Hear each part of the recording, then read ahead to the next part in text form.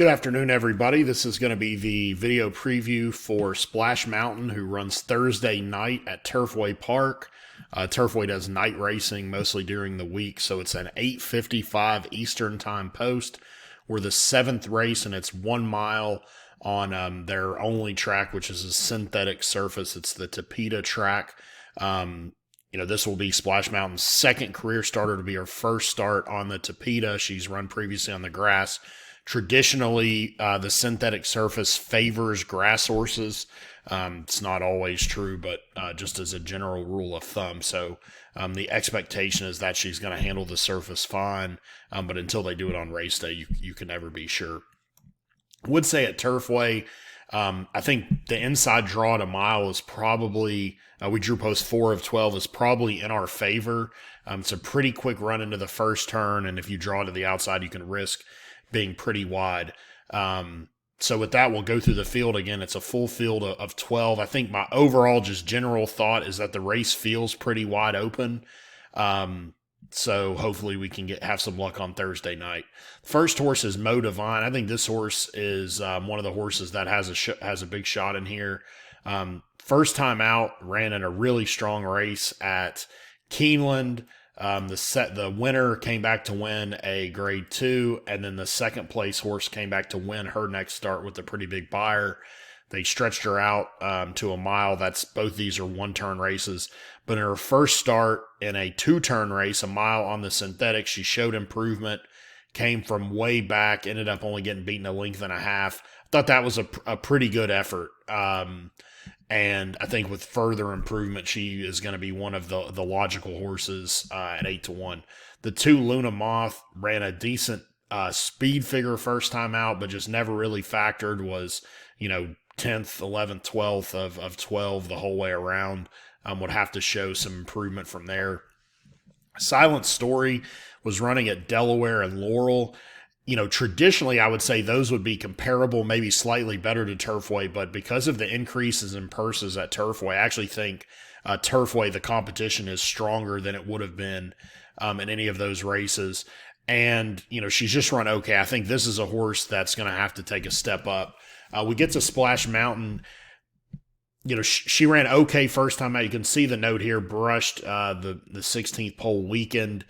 She just got in really tight. She broke pretty sharply, set a really good trip on the inside. And then as the real running started, everything kind of collapsed in around her. She got in really tight. I would expect a different kind of, I want to say different kind of trip. Hopefully we get a little more lucky. I think her and then the horse directly to her outside, the 5, are the only horses down inside that have speed. Primarily the speed feels like it's going to come from the outside. So hopefully, we can break out of there, get a pretty good trip. And I would note, we have a 19% rider at the meet. So we got one of the top riders at Turfway. So hopefully we're ready to go tomorrow night. Again, I would anticipate a pretty forward trip. I think given the fact the 1, 2, and the 3 don't look like they have a ton of speed, I expect her to break out of there, put herself in the race. Maybe the 9, 10, or the 12, they come over and take the lead, and we sit in just behind. I think that would be fine, but I would expect us to be forward. Next horse is Aunt Mischief. You're going to see, 3 of these horses, Rum Runner Ready, Dogtown Diva, and then Aunt Mischief. They finished a length and a half apart last time out. The winner was 10 3/4 lengths clear. I think this horse does have a shot. First race, both the winner and the second place horse came back to win their next start. It was her first start in synthetic. It was her first start off of a little bit of a layoff.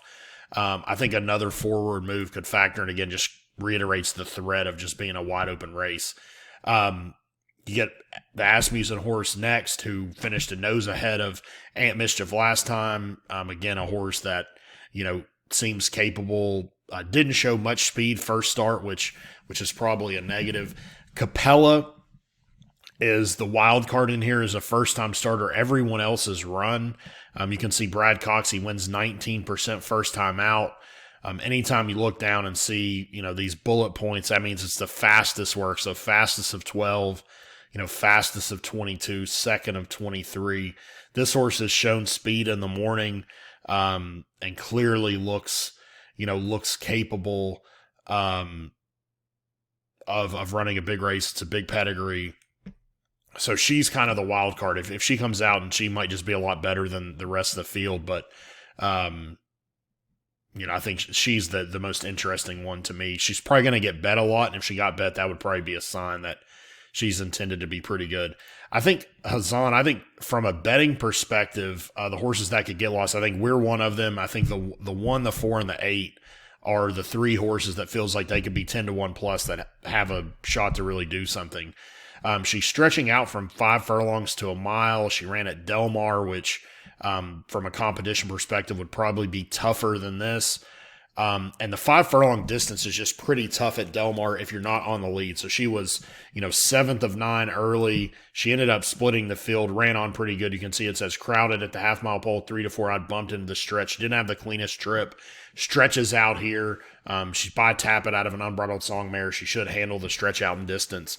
So at 8-1, I think she's really intriguing, as a price in here. Rum Runner Ready, she's the most experienced horse in the field. You can see that she's made 5 career starts, so maybe there's less forward move from her, but she does have a lot of speed. So I think the key to this race is, you have these horses that the 9, the 11, and the 12, and the 10 all have a little bit of speed.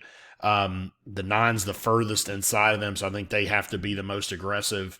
But her 4 previous starts before her last race were just okay. And then last time out, she got completely loose on the lead and just kind of held on and beat a couple of the other horses.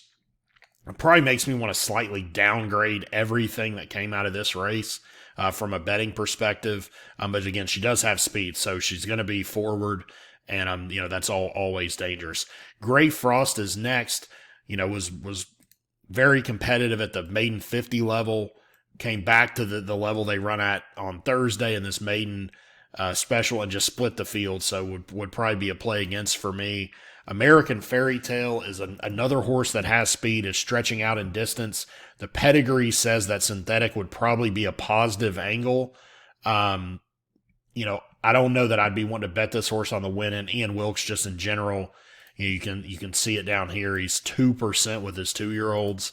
I'd be wanting to probably look at a different direction from the win side.